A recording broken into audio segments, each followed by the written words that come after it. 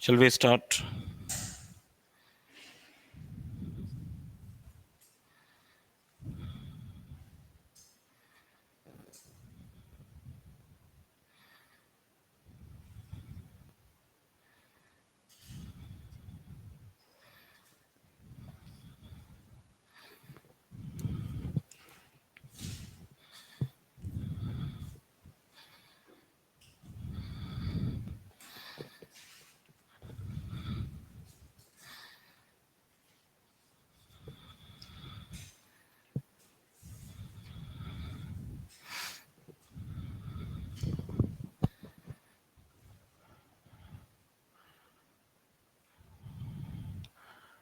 Okay, so now we are going to discuss about monohybrid cross, inheritance of one gene.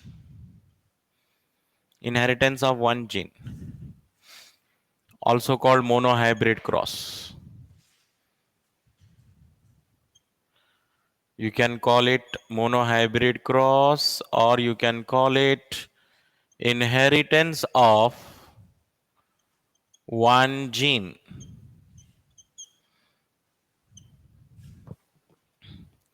What is meant by this monohybrid cross, inheritance of one gene?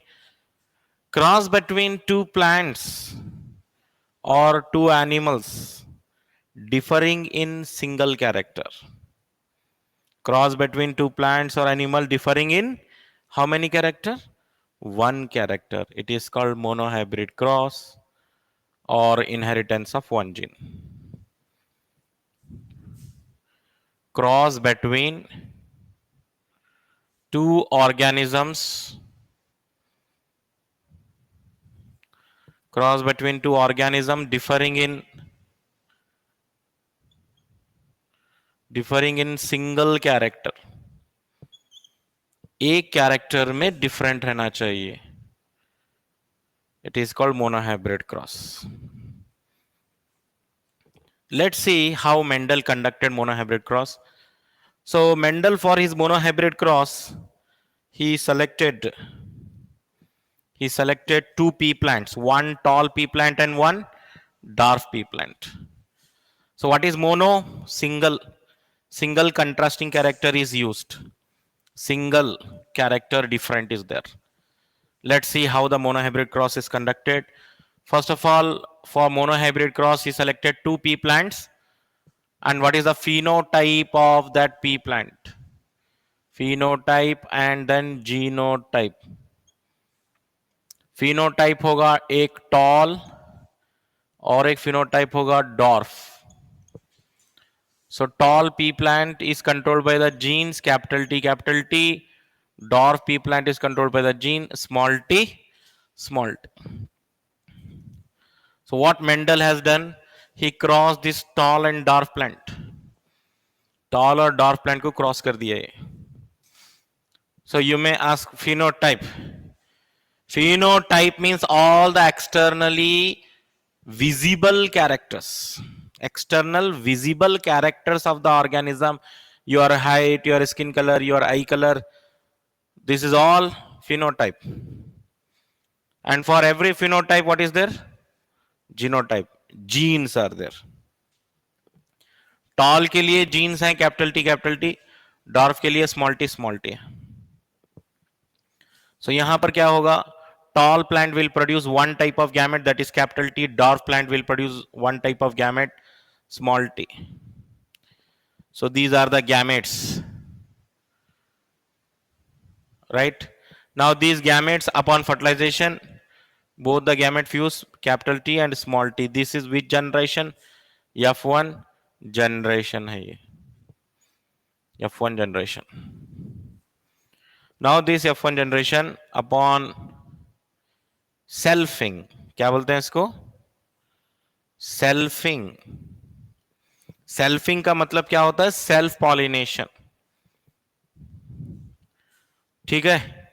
सो जब Mendel ने tall plant dwarf plant को cross किया तो toll से जो gamete बने वो उसमें कैपिटल टी था, डॉर्फ से जो गैमेट बने उसमें स्मॉल टी था. In F1 generation the result is one capital T one small T, whether it is tall और dwarf or intermediate height. Tall, it's a tall character, it's a tall character, point to be noted, tall character है ये।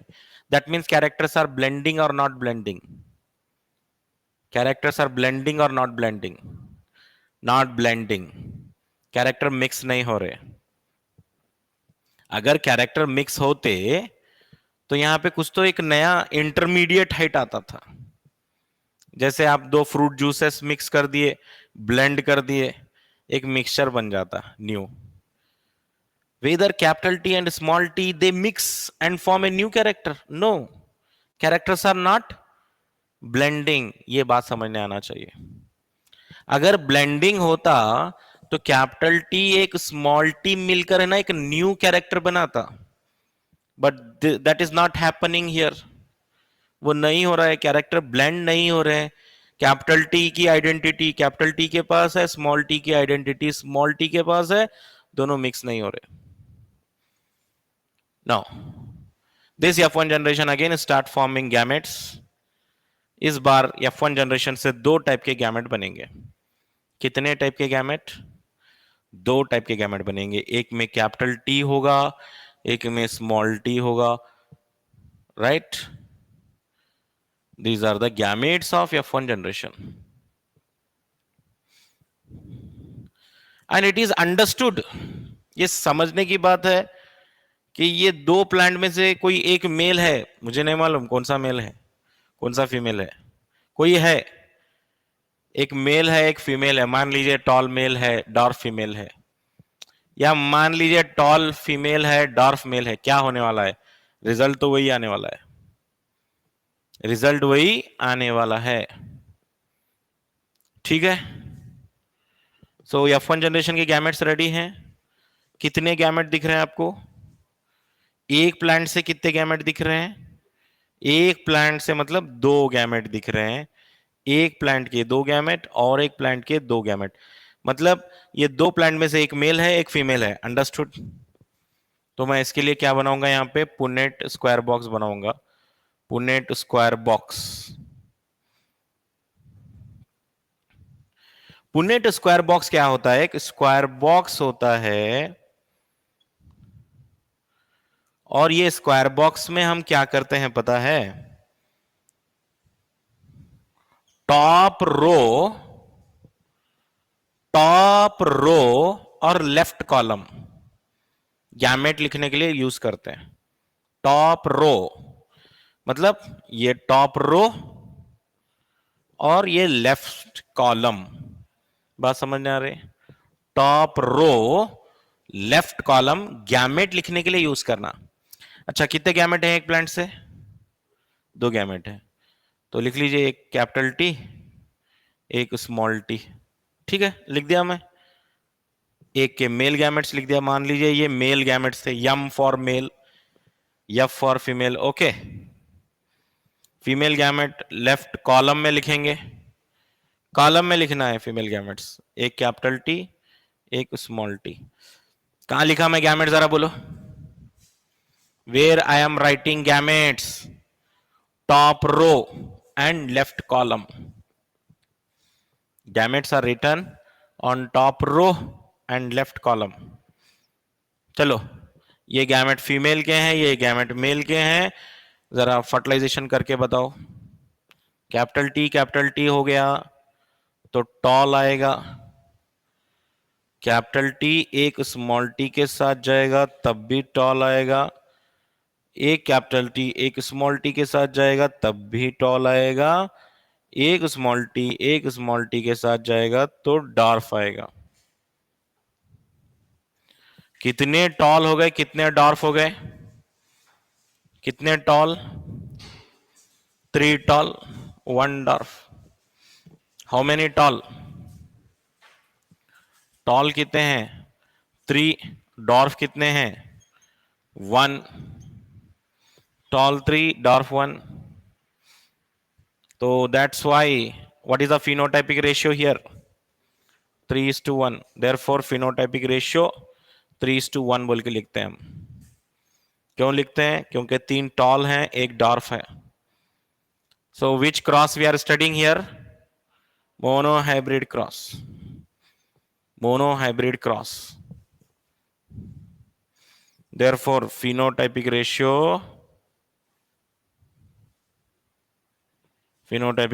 of monohybrid cross is 3:1. Genotypic ratio कितना लिखूं जरा बता दीजिए जल्दी से। जीनोटाइपिक रेशियो यूज करने के लिए मोनोहाइब्रिड क्रॉस का मैं देखूंगा कितने प्योर टॉल प्लांट हैं। कैपिटल टी भी टॉल है, कैपिटल टी स्मॉल टी भी टॉल है, बट प्योर टॉल कितने हैं? 1 प्योर टॉल है, होमोजाइगस टॉल। होमोजाइगस का मैं डेफिनेशन ऑलरेडी दे चुका हूं। Homozygous capital T homozygous tall, 2 heterozygous tall और एक डॉर्फ स्मॉल टी। मैं 1:2:1 क्यों लिख रहा हूं? एक कैपिटल टी के लिख रहा हूं, 2 कैपिटल टी स्मॉल टी के लिए लिख रहा हूं, एक स्मॉल टी के लिए लिख रहा हूं। आई बात समझने? And this is what monohybrid cross. Through monohybrid cross, we are going to study several terms. What is phenotype? What is genotype? What is gamete? Okay, बहुत सारे क्वेश्चंस के आंसर्स ये एक ही क्रॉस में हैं। आप बोलेंगे सर ये तो सबको आता है, इसमें कुछ भी नहीं है, लेकिन मैं बोल रहा हूं ना, इससे है ना बहुत सारे क्वेश्चन बन सकते हैं। मैं नहीं, बहुत सारे क्वेश्चन बन सकते हैं। चलिए शुरुआत करेंगे। दोनों रेशियो लिख लिए आप। अगर आपको मोनोहाइब्रिड का फिनोटाइपिक रेशियो पूछेंगे तो क्या लिखेंगे? 3:1। What is the monohybrid genotypic ratio? 1:2:1 आना चाहिए। ये अच्छे से याद रख लो। अब शुरुआत हो गई टर्म्स की। First term we are going to write phenotype. Take down phenotype. Phenotype क्या होगा? Take down the definition of phenotype. External appearance of the organism. External appearance of the organism. ठीक है, ऑर्गेनिज्म का जो एक्सटर्नल अपीयरेंस होगा वो phenotype है। For example height. Height is visible character. Height देख सकते हैं आप, जो भी कैरेक्टर आप देख सकते हैं वो फिनोटाइप है। Height, flower colour, height, flower colour, fruit colour, seed colour, skin colour human के, ये सब फिनोटाइप होता है। चलो फिनोटाइप। अच्छा एक बात बताइए, can phenotype modified? Can a person modify his phenotype? For example, a person is having genes for black hair, is having black hair naturally, and his genes are black hair controlling genes. He can modify that hairs into blue hairs or red hairs. Modify तो हुआ ना phenotype, लेकिन genotype modify नहीं होगा। तो इसलिए लिखना phenotype can be modified. Phenotype को मॉडिफाई किया जा सकता है। फिनोटाइप को बिल्कुल मॉडिफाई किया जा सकता है, जैसे हम ह्यूमन में बहुत सारे फिनोटाइप मॉडिफाई कर लेते हैं। कोई प्लास्टिक सर्जरी कर लेता है, कोई हेयर कलर चेंज कर लेता है, कोई आई कलर चेंज करता है, कोई हाइट भी मॉडिफाई कर लेता है बाय डिफरेंट वेज। तो ये क्या है? सब फिनोटाइप मॉडिफाई हो रहा है फिनोटाइप। अब बताइए मुझे, फिनोटाइप कौन कंट्रोल कर रहे हैं? फिनोटाइप को कंट्रोल करने के लिए आपके जीन्स हैं, बस जीन्स ही हैं, और एनवायरनमेंट भी है।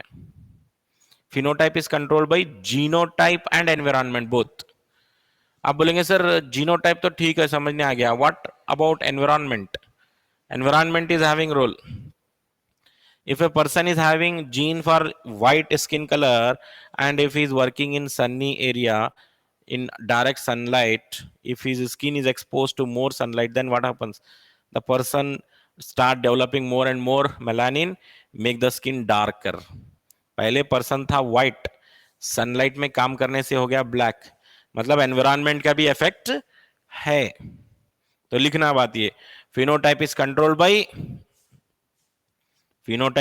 Bye genotype and environment. Genotype and environment समझ में आ गया? एक हेडिंग क्लियर हो गई, फिनोटाइप। फिनोटाइप क्लियर हो गया। अब आइए जीनोटाइप में, genotype side heading. What is genotype? Genotype क्या होता है? मतलब genetic makeup of the organism. Her organism के दो मेकअप होते हैं, एक तो एक्सटर्नल मेकअप होता है और एक जेनेटिक मेकअप होता है। मतलब जेनेटिक मेकअप मतलब आपके जो जीन्स हैं वो भी एक मेकअप ही है, which make the organism to look different ways. An organism may be capital T because of that he is tall, or an organism may be small t because of that organism is dwarf. मतलब क्या हो गया? Genetic makeup of the organism is called genotype. लिखिए, what is genotype? What is genotype? Take down, genetic makeup of the organism. Genetic makeup of the organism is called genotype. Genetic makeup of the organism contain is called genotype. चलो, genotype cannot be seen. If you are tall, can you show your capital T capital T? You can show your height. Can you show your capital T capital T? नहीं बता सकते ना, मतलब jeans नहीं दिखा सकते हम। तो ये हो गया genotype, genetic makeup of the organism. It can not be seen बोल के लिख लीजिए। It can not be seen, it can not be modified. इसको देखा नहीं जा सकता, इसको मॉडिफाई नहीं किया जा सकता। It can not be seen, it can not be modified, modify भी नहीं कर सकते। चलो और ठीक है। अब नेक्स्ट डेफिनेशन आ रहा है फिनोकॉपी बोल के। फिनोकॉपीज, फिनोकॉपीज, फिनोकॉपीज, ये क्या होता है भाई फिनोकॉपी? देखिए, कैपिटल टी भी टॉल है, ठीक है ना? मैं क्या बोला? सारे क्वेश्चन का आंसर कहां है? ये क्रॉस मैच है बोला मैं, तो सारे डेफिनेशन में ये क्रॉस में ही बताने वाला हूं। कैपिटल टी भी टॉल है, कैपिटल टी स्मॉल टी भी टॉल ही है, मतलब दोनों टॉल ही हैं। कैपिटल टी भी tall, capital T small T भी टॉल, मतलब जीनोटाइपिकली अलग है, फिनोटाइपिकली सेम है। देखिए, what is phenocopies? The organism which are, the organisms which are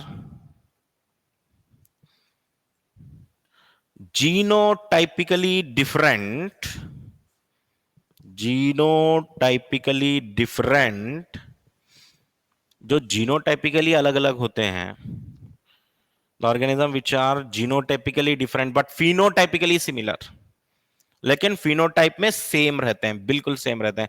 देख लीजिए और एक बार, capital T tall, capital T small T is also tall, दोनों टॉल हो गया ना फिनोकॉपीज। जीनोटाइप में अलग रहना, फिनोटाइप में सेम रहना। चलो हो गया, आगे बढ़ते हैं, ठीक है। नेक्स्ट, गैमेट साइड हेडिंग बनाएंगे। What is gamete? बात जो इंपॉर्टेंट है गैमेट में, जो बात हमको याद रखना है गैमेट से रिलेटेड, वन गैमेट पहले लिखेंगे उसके बाद सोचेंगे। One gamete contain, one gamete contains only one allele for one gene. One gamete contain only one allele for one gene. Underline करके रखो ये। एक गैमेट में एक ही अलील होता है एक जीन का, एक गैमेट में एक ही अलील होता है। मैं अलील का डेफिनेशन कर लिखा आया हूं क्या? What is allele? Alternate form of the gene, different molecular form of the gene. One gamete contain only one allele for one gene. अब आप बोलेंगे कैपिटल टी स्मॉल टी एक ऑर्गेनिज्म है, ठीक है, कैपिटल टी स्मॉल टी एक organism है, इससे कितने टाइप के गैमेट बनेंगे बताइए? दो टाइप के, कैपिटल टी एक में जाना, स्मॉल टी एक में जाना। मतलब एक गैमेट में कितने अलील हो गए? एक ही अलील हुआ ना। एक गैमेट में एक ही अलील, एक जीन का, एक ही अलील एक जीन का। समझ में आया? One gamete contain only one allele for one gene. Suppose I am having 30,000 gene, 30,000 human have 30,000 gene. So 30,000 gene मतलब हर जीन का एक एक अलील जाना चाहिए गैमेट में। मतलब कितने अलील जाना चाहिए? 30,000 अलील जाना चाहिए। नहीं बात। अब ये कैपिटल टी स्मॉल टी तो बहुत आसान था, जरा मुश्किल वाला करेंगे। Capital A, capital B, small B बोल के एक ऑर्गेनिज्म है। इससे गैमेट जो बनेंगे ना, वो गैमेट में क्या रहेगा? एक में कैपिटल ए रहेगा, कैपिटल बी रहेगा। एक में कैपिटल ए रहेगा, स्मॉल बी रहेगा। एक में स्मॉल ए रहेगा, एक कैपिटल बी रहेगा। एक में स्मॉल ए, स्मॉल बी रहेगा। इतने कॉम्बिनेशन ही हो सकते हैं, इससे ज्यादा कॉम्बिनेशन नहीं है पॉसिबल। मतलब एक गैमेट में एक जीन का कितने अलील लिख रहा हूं मैं? एक ही अलील लिख रहा हूं। ए का एक अलील, बी का एक अलील। चेक कर लीजिए, क्या मैं कैपिटल ए स्मॉल ए एक ही गैमेट में लिख रहा हूं? चलो लिख देंगे, क्या होगा? कैपिटल ए स्मॉल ए एक ही गैमेट में लिखे तो मतलब दो अलील होगा एक गैमेट में, एक ही जीन के। एक ही जीन के दो अलील नहीं हो सकते एक गैमेट में। एक ही जीन के दो अलील नहीं हो सकते एक गैमेट में। एक गैमेट में एक ही अलील हो सकता है एक जीन का। समझे? एक ए का अलील रहना, एक बी का अलील रहना। समझ में आ गया? One gamete contain how many allele for one gene? Only one allele. ये बात समझ में आना चाहिए। ठीक है, चलो आगे बढ़ते हैं। What is Punnett square? Punnett square क्या होता भी है? Punnett square, Punnett square developed by, कौन बनाए थे Punnett square? RC Punnett, DC Punnett, RV Punnett, RM Punnett. कौन थे? RC Punnett. मतलब रेजिनाल्ड, लिखिए Punnett square developed by Reginald C Punnett. Reginald C Punnett, Reginald C Punnett. R C Punnett बोल रहे हैं, Reginald C Punnett. What is the use of Punnett square?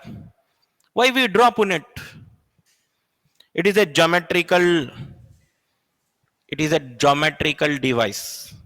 क्या है? Geometrical box है ये। It is a geometrical box in which top row male gametes, top row male gametes, left column female gametes are written. How to write male gametes and female gametes? लिखो, developed by R.C. Punnett, Reginald C. Punnett. Top row male gametes, top row of male gametes, left column female gametes. चलो लिख दिए, male gamete एक तरफ लिखे, female gamete. Use क्या है बोलो? What is the use? Use क्यों, क्या क्या करते हैं हम इससे? पुन्नेट स्क्वायर बॉक्स से क्या यूज है? Punnett square box is useful, Punnett square box is useful to find out, useful to find out all the possible gametic combinations, all the possible gametic combination। सारे gametic combination मालूम कर सकते हैं ना आप? देख लीजिए, कैपिटल टी के साथ जा रहा है तो टॉल आएगा, कैपिटल टी स्मॉल टी के साथ जाएगा तो टॉल। दैट मीन्स हम यहाँ पे गैमेट के कॉम्बिनेशंस मालूम कर रहे हैं। कैपिटल टी के साथ भी जा सकता है, कैपिटल टी स्मॉल टी के साथ भी जा सकता है। मतलब यहाँ पे गैमेट के कॉम्बिनेशंस मालूम कर रहे हैं हम। ठीक है, It is useful to know all the gametic combinations to find out phenotypic ratio and genotypic ratio. To find out, क्या में हेल्प करती है आपको? To find out phenotypic ratio and genotypic ratio. आराम से आप फिनोटाइपिक और जीनोटाइपिक रेशियो निकाल ले सकते हैं पुन्नेट स्क्वायर बॉक्स से. देखो यहां पुन्नेट स्क्वायर बॉक्स रेडी हो गया. कितने टॉल हैं? 3 टॉल हैं, 1 डॉर्फ है. फिनोटाइपिक रेशियो रेडी हो गया 3:1. ठीक है, इस तरीके से हम मालूम कर ले सकते हैं. ठीक है, ओके. और एक बात, whether Mendel when he performed monohybrid cross, जब मेंडल ने मोनोहाइब्रिड क्रॉस किया था रियल में, तो क्या मेंडल को यहां पे सिर्फ 4 ही प्लांट मिले थे F2 जनरेशन में? Whether Mendel opted only 4 plants? जैसे मैं यहां पे बता रहा हूं, ये F1 जनरेशन है, ये F2 जनरेशन है, पुन्नेट स्क्वायर बॉक्स. क्या मेंडल को भी रियल में 4 ही प्लांट मिले थे? नहीं, मेंडल को एक्चुअली वहां पे बहुत सारे प्लांट मिले थे. And he collected all the data, he counted all the tall plants he counted. ठीक है, फिर all the dwarf plant he counted and he got the ratio 3:1. he got the ratio of 3:1. समझ में आया? That means one thing is clear, Mendel conducted experiment on large sample of pea plant. Mendel conducted experiment on large sample of pea plant. मान लीजिए Mendel को यहां पे 100 plant आ रहे हैं, 100 प्लांट आ रहे हैं.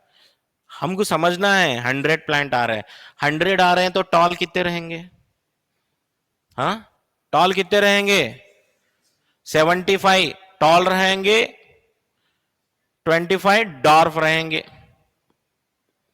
समझना है? Mendel conducted experiment on large sample और स्मॉल सैंपल. लिखिए, Mendel conducted experiment on a large sample of pea plant बोल के लिख दीजिए note. Mendel conducted experiment on large sample of pea plant. Large sample, not small sample. Large sample में मिले थे वो. ठीक है,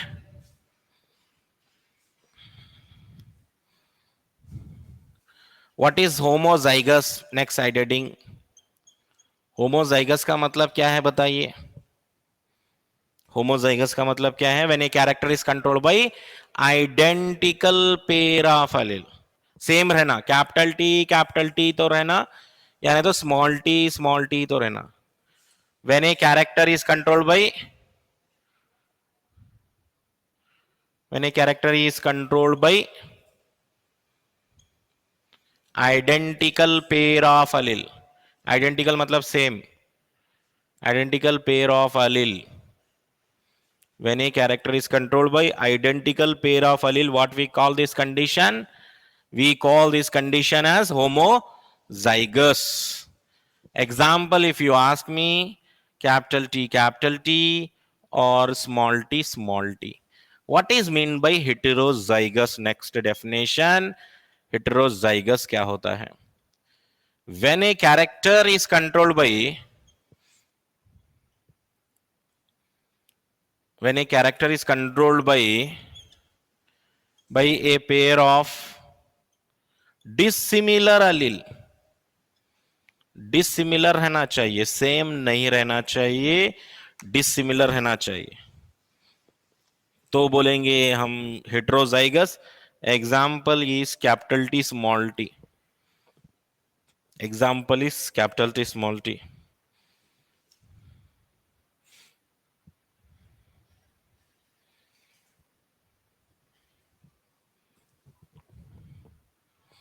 ठीक है, आया समझने? No, Mendel after is monohybrid cross. Mendel जब मोनोहाइब्रिड क्रॉस किया तो वो 2 लॉस प्रपोज किया था. Mendel after is monohybrid cross proposed 2 laws. One is law of dominance, one is law of segregation. Actually law of independent assortment भी होता है, but that is third law given by Mendel after his dihybrid cross, monohybrid के बाद दो आए loss, एक law of dominance और एक लॉ ऑफ सेग्रीगेशन। चलिए देखेंगे लॉ ऑफ डोमिनेंस क्या है, लॉ ऑफ सेग्रीगेशन क्या है। The concept behind law of dominance and the law of segregation is similar to the monohybrid cross. जो मोनोहाइब्रिड क्रॉस में हम पढ़ चुके हैं वही लॉ है। चलिए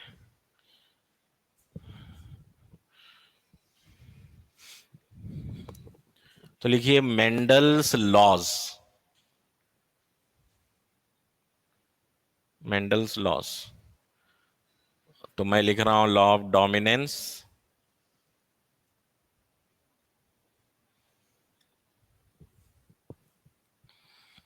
लॉ ऑफ डोमिनेंस लिखेंगे। Mendel propose this law after monohybrid cross, after monohybrid cross. Mendel ने ये लॉ दिया था मोनोहाइब्रिड क्रॉस के बाद, आफ्टर मोनोहाइब्रिड क्रॉस। ये एक पॉइंट याद रखेंगे। According to Mendel, according to this law, ये लॉ है, फर्स्ट लॉ है, देखिए it is the first law. Mendel's first law कौन सा है बोल तो क्या बोलेंगे, लॉ ऑफ डोमिनेंस को बोलेंगे फर्स्ट लॉ। एनसीईआरटी में बताया है मेंडल का फर्स्ट लॉ कौन सा है, लॉ ऑफ डोमिनेंस है। चलिए थर्ड पॉइंट क्या है, according to this law, according to this law, first point, characters are controlled by factors, characters are controlled by factors according to Mendel. Mendel को jeans के बारे में पता नहीं था, जीन वर्ड पता नहीं था मेंडल को, इसलिए मेंडल ने वर्ड क्या यूज किया, फैक्टर्स। जो आज की लैंग्वेज में हम जीन बोल रहे हैं, आपकी हाइट के लिए जीन है, आपके स्किन कलर के लिए जीन है, आपके आई कलर के लिए जीन है, हर कैरेक्टर के लिए जीन है, ये आज हम जानते हैं। लेकिन मेंडल को जीन वर्ड मालूम नहीं था, मेंडल को एक ही वर्ड मालूम था, फैक्टर्स। मेंडल बोलता था characters are controlled by factors. और दूसरा point, factors occur in pair, factors occur in pair. हमेशा फैक्टर पेयर में रहते हैं, जैसे capital T capital T, capital T small T, या स्मॉल टी स्मॉल टी, जोड़ी में रह रहे ना, पेयर पेयर में रह रहे हैं, factors occur in pair. Second conclusion from the law of dominance. Third conclusion from the law of dominance. In F1 generation, in F1 hybrid, only one allele express the character. Only one allele express the character.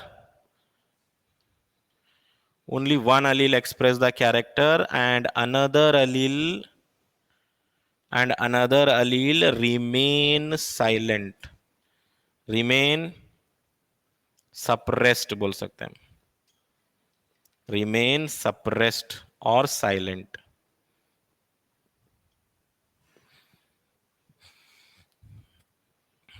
The character which express in F1 generation is called dominant character, and the character which suppress is called recessive character. The character which express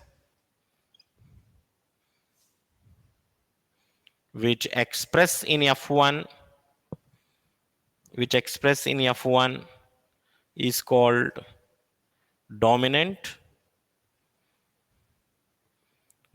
character, and the character which remain suppress, the character which remain suppress is called recessive. जो character express होगा F1 generation में उसको हम बोलेंगे dominant character, and the character which remain suppressed in F1 generation is called recessive character. Mendel ने law of dominance दिया monohybrid cross के बाद, इसको हम फर्स्ट लॉ भी बोलते हैं। According to this law, according to this law, characters are controlled by factors, factor occur in pair, और F1 जनरेशन में एक ही कैरेक्टर एक्सप्रेस होगा। जैसे टॉल और डॉर्फ को क्रॉस करे थे तो F1 जनरेशन में सारे टॉल आते हैं। ये वाली जो कंडीशन है कैपिटल टी स्मॉल टी है, इसमें टॉल आता है या डॉर्फ आता है? टॉल आता है, सबको मालूम है। ये तो टॉल है, कैपिटल टी टॉल के लिए है, स्मॉल टी डॉर्फ के लिए है। बट जब दोनों मिलकर आते हैं साथ में, टॉल और डॉर्फ, तो tall express the character and dwarf remain silent और remain suppressed. Capital T is just like elder brother, big brother, elder brother है ना, उसके सामने उसका छोटा भाई है small T, he has to remain silent, है ना। Younger brother remain suppressed, remain silent in presence of elder brother, वरना मार खाएगा। ठीक है, तो कैपिटल टी एक्सप्रेस करना कैरेक्टर, कैपिटल टी तो हमेशा एक्सप्रेस करेगा। बड़ा भाई तो कैरेक्टर कभी भी एक्सप्रेस करेगा ही, वो बताएगा बड़ा हूं बोल के। और छोटा भाई चुप रहना पड़ेगा, साइलेंट रहना पड़ेगा, कैरेक्टर नहीं दिखाना पड़ेगा उसको। ठीक है, ये स्मॉल टी है। तो ये थे लॉ ऑफ डोमिनेंस के पॉइंट्स। ठीक है, तो किसका डोमिनेंस ज्यादा है, एल्डर ब्रदर का या यंगर ब्रदर का? डेफिनेटली एल्डर ब्रदर डोमिनेंट होता है।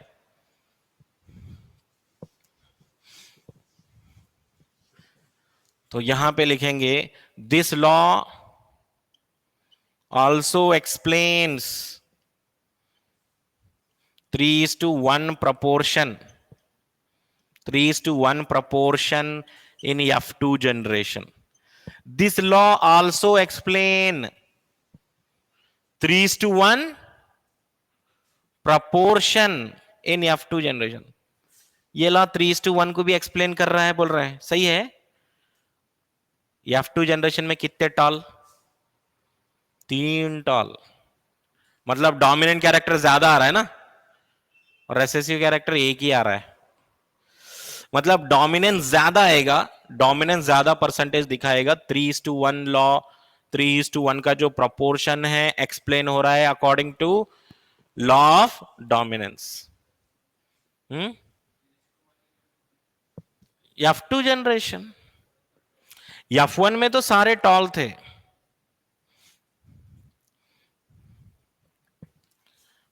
याद आ रहा है, ये टॉल था, ये डार्फ था, ये कैपिटल टी है, स्मॉल टी F1 जनरेशन आया था कैपिटल टी स्मॉल टी, तो ये F1 था। फिर F2 जनरेशन को हम ऐसे ही सेल्फिंग करने पर क्या आए थे, 3 टॉल आए थे, एक डार्फ आया था। 3 टॉल आए थे ना, ये है डोमिनेंस, ये डोमिनेंस है।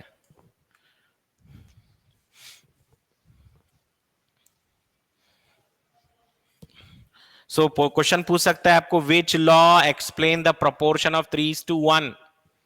लॉ ऑफ डोमिनेंस एक्सप्लेन करता है। चलिए, what is the second law? Mendel का सेकेंड लॉ की तरफ जा रहे हैं हम अब। Law of segregation, law of segregation बोलते हैं, या नहीं तो इसको law of purity of gamete, law of purity of gamete. This law after monohybrid cross, मतलब ये भी लॉ मोनोहाइब्रिड क्रॉस के बाद ही आया है। लॉ ऑफ डोमिनेंस भी मोनोहाइब्रिड क्रॉस के बाद ही आया है। Law of segregation is also after monohybrid cross. This is also, segregation का मतलब क्या होता है बताइए? सेग्रीगेशन का मतलब अलग अलग हो जाना, सेपरेट हो जाना। सेपरेट होने के प्रोसेस को हम क्या बोलते हैं? सेग्रीगेशन बोलते हैं। इसको law of purity of gamete भी बोलते हैं। It is also called second law. Second law, what is the first law? Dominance. What is the second law? Segregation. According to this law, according to this law, F1 hybrid capital T small t, capital T small t contain, according to this law, F1 generation capital T small t contains both both dominant and recessive allele, दोनों allele हैं, but they never blend, blend. blend का मतलब mix, blend का मतलब mix. ये दोनों blend नहीं होंगे, मिक्स नहीं होंगे, they never blend at the time of gamete formation. At the time of gamete formation they separately enter into separate gametes, separately enters into separate gametes. ये अलग अलग गैमेट में चले जाते हैं, सेपरेट गैमेट में चले जाते हैं. According to this law F1 generation contain both dominant and recessive allele. बिल्कुल सही बात है. F1 जनरेशन में कैपिटल टी भी था, स्मॉल टी भी था. क्या ये कैपिटल टी और स्मॉल टी दोनों मिक्स होते हैं? क्या ये मिक्स हो जाते हैं एक ही सेल के अंदर? नहीं मिक्स होते. ठीक है, ये दोनों अलग अलग एंटर होते हैं, सेपरेट सेपरेट गैमेट में एंटर होते हैं. कैपिटल टी स्मॉल टी में एंटर होते हैं, अलग अलग गैमेट में एंटर हो रहे हैं, सेपरेट हो रहे हैं. ये सेपरेशन प्रोसेस को हम क्या बोलते हैं? सेग्रीगेशन बोलते हैं. इसी सेपरेशन प्रोसेस को क्या बोलना? सेग्रीगेशन बोलना चाहिए. जैसे सेक्शन डिवीजन से पहले, सेक्शन डिवीजन से पहले एक ही क्लास में हर टाइप का स्टूडेंट मिलेगा आपको. Average, below average, good student, brilliant student, intelligent, सब मिल जाएंगे. लेकिन जब सेक्शन डिवीजन हुआ तो क्या होता? सेग्रीगेशन. सब अलग अलग हो जाते हैं. सेग्रीगेशन, गैमेट बनते वक्त अलग अलग एंटर हो जाते हैं. क्या मिक्स हो जाते हैं सब कैरेक्टर्स? जैसा मैंगो जूस है, मैंगो जूस में हम थोड़ा सा और कोई फ्रूट जूस मिला दिए, वाटरमेलन जूस, दोनों मिक्स हो गए. मिक्स हो गए. यहां पे मिक्स होंगे क्या capital T small T? Mix नहीं होंगे. कैपिटल टी स्मॉल टी आपके पास हो सकता है, आपके स्किन में, आपके सेल्स में अभी है, कैपिटल टी स्मॉल टी हो सकता है. लेकिन गैमेट बनते वक्त capital T small T separately enters into separate gamete. This is called segregation. This is called law of purity of gamete. Purity of gamete, क्योंकि गैमेट में या तो डोमिनेंट एलील रहेगा या तो रिसेसिव एलील रहेगा. इतना बड़ा लिखने के बदल अगर हम बोले एक ही लाइन में, एक ही लाइन में, one gamete contain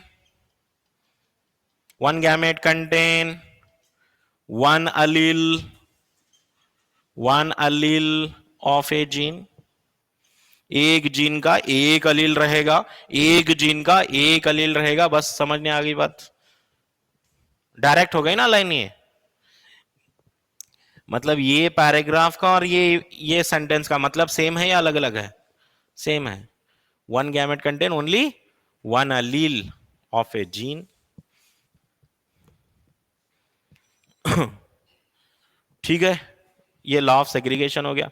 of course law of independent assortment बोल के भी होता है, लेकिन हम वो लॉ ऑफ इंडिपेंडेंट असॉर्टमेंट पढ़ेंगे डायहाइब्रिड क्रॉस के बाद, मोनोहाइब्रिड के बाद नहीं. Next, what is mean by test cross? Test cross किसको बोलेंगे हम? टेस्ट क्रॉस किसको बोलेंगे? टेस्ट क्रॉस किसको बोलेंगे? Cross between F1 hybrid with its recessive parent. Cross between F1 hybrid with its recessive parent. F1 को रेसेसिव पैरेंट से cross करेंगे तो टेस्ट क्रॉस बोलेंगे. Cross between F1 hybrid with its recessive parent और cross between dominant plant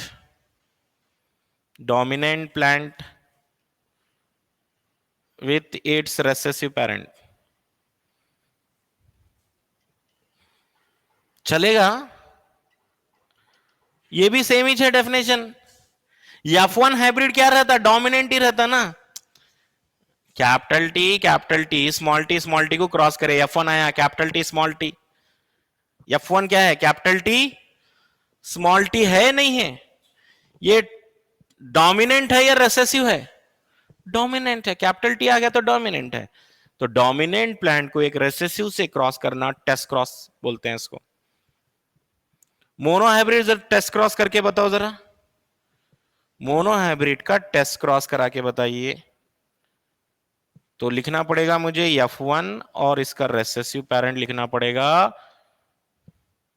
तो F1 है capital T small T, F1 है capital T small T, इसका रेसेसिव पेरेंट है स्मॉल टी, रेसेसिव पेरेंट है स्मॉल टी।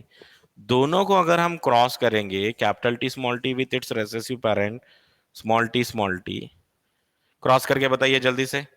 इससे दो टाइप के गैमेट बनेंगे, कैपिटल टी स्मॉल टी। इससे कितने टाइप के गैमेट बनेंगे?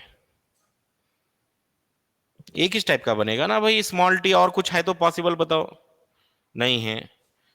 तो ये कैपिटल टी जाएगा तो क्या बनेगा? टॉल। क्या बनेगा? टॉल। एक स्मॉल टी जाएगा तो क्या बनेगा? डॉर्फ। सो मतलब ये हुआ मोनोहाइब्रिड टेस्ट क्रॉस का रेशियो बता दीजिए कितना आना चाहिए? 1:1 रेशियो आना चाहिए, लिख दो। मोनोहाइब्रिड टेस्ट क्रॉस का रेशियो 1:1 है।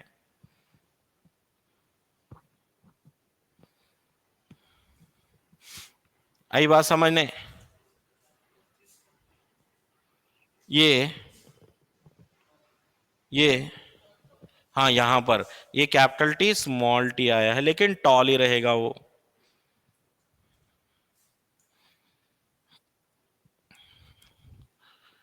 फिर बोलेंगे आप टेस्ट क्रॉस तो ठीक है, बैक क्रॉस क्या है? Back cross between F1 hybrid with any parent, any one parent, कौन से भी पेरेंट के साथ क्रॉस करना। F1 को डोमिनेंट के साथ तो क्रॉस करो या तो रेसेसिव के साथ क्रॉस करो, कौन सा भी एक। F1 को एनी वन पेरेंट से क्रॉस कर रहे हैं, बताया नहीं जा रहा, रेसेसिव पेरेंट नहीं बोल रहे वहां पर हम, कौन से भी एक पेरेंट के साथ क्रॉस करा रहे हैं। F1 को कौन से भी एक पेरेंट से, any one parent, what we call this? Back cross बोलेंगे, एनी वन पेरेंट। मतलब F1 को रेसेसिव पेरेंट से भी क्रॉस करेंगे या डोमिनेंट पेरेंट से क्रॉस करेंगे? रेसेसिव या डोमिनेंट, दोनों को क्या बोलूंगा मैं? बैक क्रॉस बोलूंगा। हाँ, F1 को सिर्फ और सिर्फ रेसेसिव से क्रॉस करेंगे तो टेस्ट क्रॉस बोलूंगा। That's why I can write here all test cross all test crosses are back crosses, but all back crosses are not test crosses। समझ के बोले तो बहुत आसान है ये। F1 को कौन से भी एक पेरेंट से क्रॉस करना बैक क्रॉस होता, कौन सा भी एक, डोमिनेंट तो ले लो, रेसेसिव तो ले लो, कौन सा भी एक पेरेंट को ले लो तो बैक क्रॉस बोलेंगे। अगर वहां पर सिर्फ और सिर्फ F1 को रेसेसिव से ही क्रॉस कर रहे हैं तो टेस्ट क्रॉस बोलना है। मतलब test cross is a type of back cross, test cross is a type of back cross बोलना है। ठीक है, क्लियर है ना? ओके, एक और लास्ट क्वेश्चन कर लीजिए। Find out the type of gametes formed from capital A small A capital B small B, इससे कितने टाइप के गैमेट बनेंगे? एक ये मालूम करना है, दूसरा आपको capital A capital A capital B capital B capital C small C से कितने टाइप के गैमेट बनेंगे। तो यहां पर जो फॉर्मूला यूज होता है 2 to the power of n use करना, n बोल के यूज करना, 2 to the power of n formula use करना। What is n? n बोले तो heterozygous condition, n means heterozygous condition. कितने हेट्रोजाइगस है गिन के लिख देना।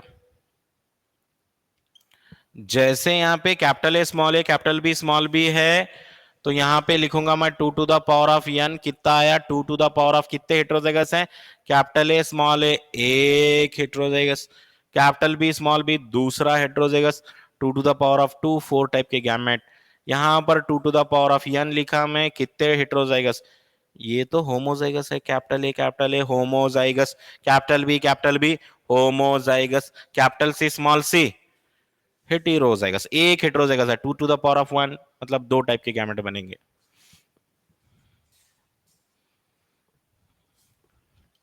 Capital A capital A capital B capital B capital B